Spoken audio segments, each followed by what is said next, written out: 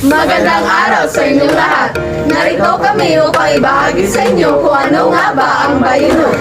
Ang bayunot ay isang uri ng lagom na ginagamit sa pagsulat ng personal na profile ng isang tao.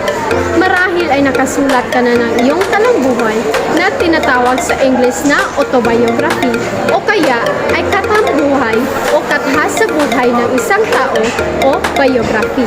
Ayon kay Duenas at Sons, sa kanilang aklat na Academic Writing for Health Sciences, ang bayunot ay tala ng buhay ng isang tao na naglalalaman ng kanyang buod na academic career. Ito ay madalas na makikita o mababasa sa mga journal, aklat, abstract ng mga sulating papel, websites, at iba pa.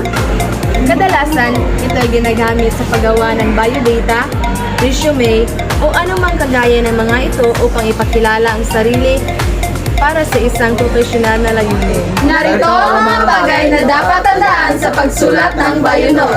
Ang unang dapat tandaan sa pagsulat ng bayunot ay sikapin na may sulat ito sa maikli. Kung ito ay gagamitin sa resume, kailangan may isulat ito gamit ang 200 salita.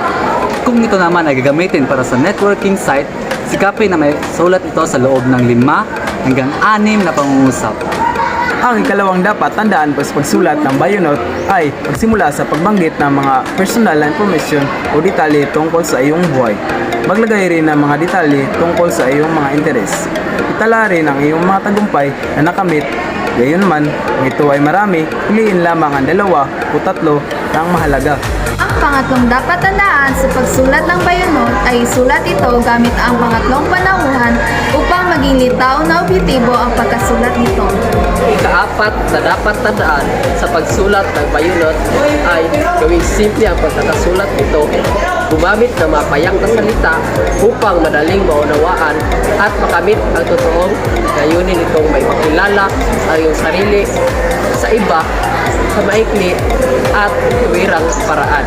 Ang huling dapat tandaan sa pagsulat ng bayunot ay basahin muli at muling isulat ang pinal na sipin ng iyong bayunot.